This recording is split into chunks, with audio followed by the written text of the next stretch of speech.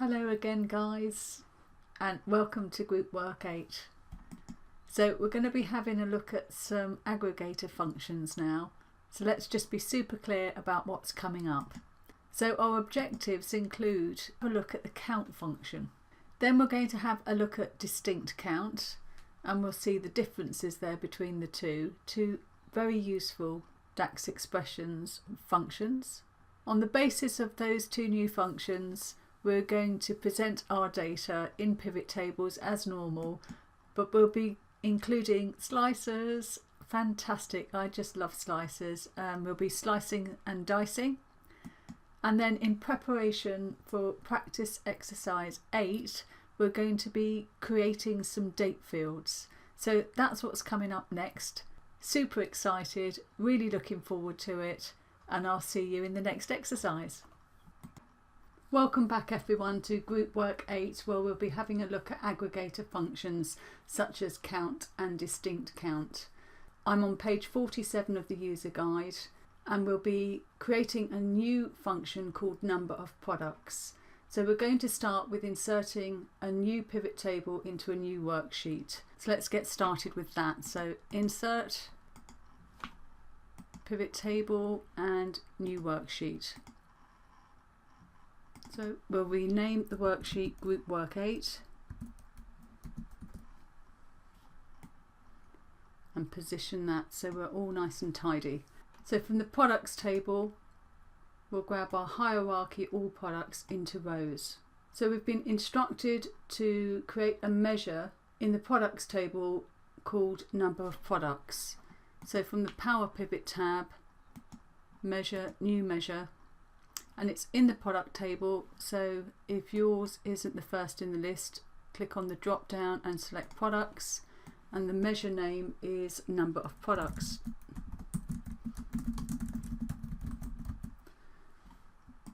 So we're going to enter or use the count function, and it's the products table, and we're asked in question 5 which field is unique in the products table.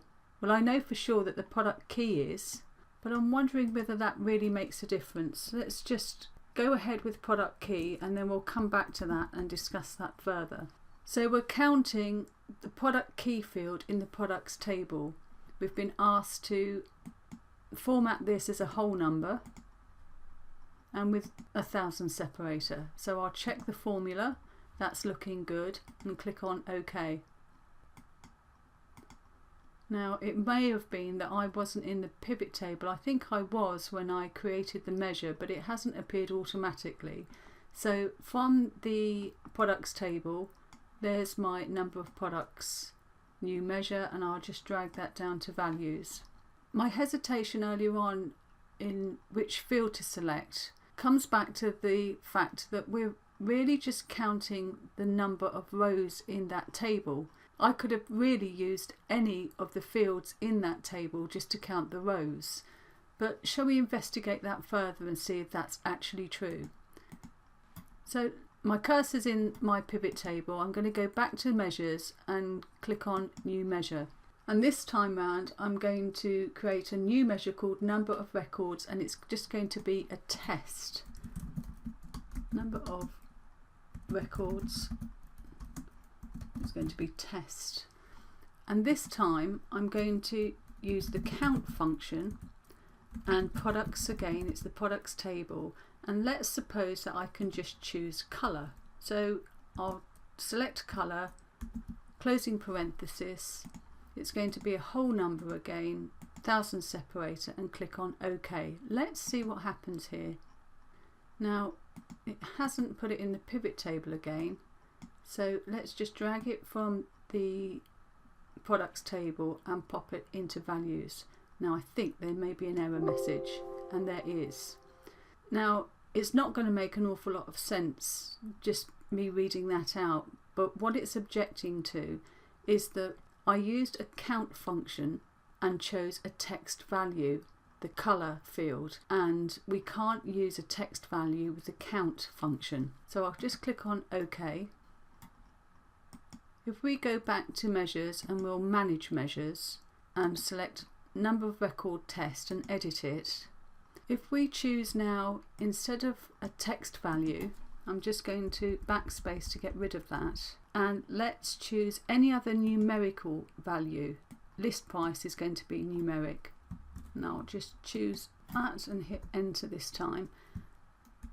And closing parenthesis and click on OK and close. And we'll drop that into the values area. Two things there, guys.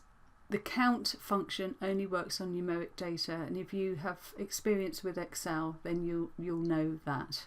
But regardless of which field we chose, it still gives us exactly the same count. So the count is not discerning, it's just counting the rows, and as long as we use a numerical value, our results will always be the same. Let's just prove that with the count or the counter function. So we'll create a new measure, and this time it's going to be number of records test, and it's going to be text values, and our function is going to be counter or count A, and it's going to be products, and this time we'll choose the color, closing parenthesis, it's going to be a whole number, separator, 1000 separator, check formula, looks okay, and click on OK.